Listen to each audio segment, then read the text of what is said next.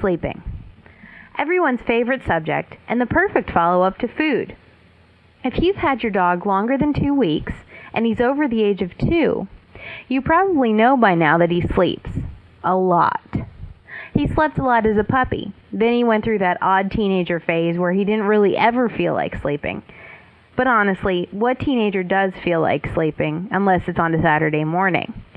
His mind tells him to store energy for times of high activity, like during hunting and traveling to a new den. While modern dogs don't really have to deal with those particular episodes, we're going to assume that you do take your dog out for at least intermittent hard runs or playtimes at a park. Dogs have a lot of stamina, but it doesn't quite work the way ours does. Their body likes to keep the stamina for times that it's necessary for survival. Playdates at the park are definitely fun, but they hardly qualify as a matter of life or death.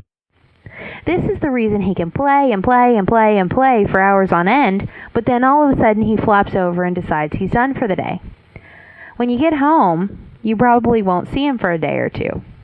Okay, maybe that's an exaggeration, but he'll definitely be sleeping quite a bit. His body now needs to store up the energy for the next time of big exertion. These little cycles are actually more exaggerated in modern dogs whose owners are gone much of the day. They have large bursts of energy when their people come home. Then they sleep the day away waiting for you to come home again. While you might see this as a problem because having a dog bouncing off the walls when you walk through the door is a little upsetting, your dog is doing this to please you.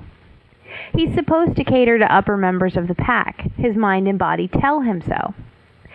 You're the one who makes him stronger with food and playtime, so it's perfectly rational to him to lavish you with his attention. This is why leaving your pup alone during daylight hours usually isn't a big deal, because he's probably lounging away, waiting for you to come back and play with him. But it's also why you have a role to fulfill when you get home. That's your responsibility in the whole equation. Just like people, dogs sleep better and are healthier when they work for their sleep. Make the effort to get up off the couch for those few hours you're home and give him some interaction and playtime. Otherwise, his actions and instincts conflict with one another and can cause behavioral and even physical problems. Another element of sleep that can seem to conflict in our human minds is dog dreaming. Dogs actually do dream like people during REM sleep. If you've watched a person sleep during this time, you know that they twitch, their eyelids flutter, and they may even mumble. For some reasons, we see this as fine and normal in humans. But the first time our dogs do it, we flip out and wake them up immediately. Your dog needs to have that same deep level of sleep that you need, no matter how silly or funny or scary it looks to you. Try to stifle the laughter and the urge to wake her. Her body needs the sleep, and sending those dreams of romps through the park chasing squirrels are its way of entertaining her during the sleep cycle.